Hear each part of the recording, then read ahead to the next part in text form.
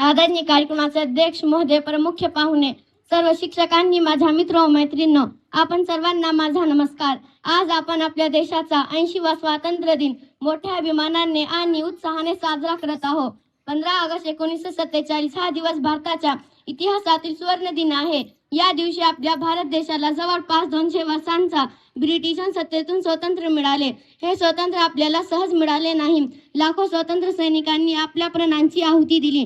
अनेकांनी तुरुंगवास भोगला, अनेकांनी आपल्या कुटुंबाचा आणि सुखाचा त्याग केला.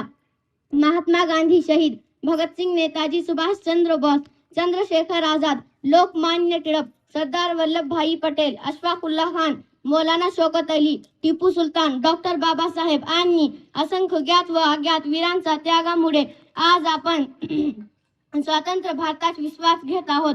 मित्रांनो, स्वातंत्र्याचे महत्त्व काय आहे?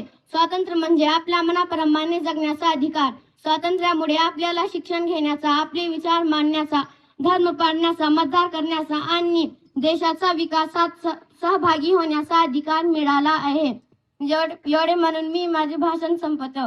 एकतेच आहे शक्तीचारी हीच आपल्या भारताची शान. एकतेच आहे शक्तीचारी हीच आपल्या भारताची शान.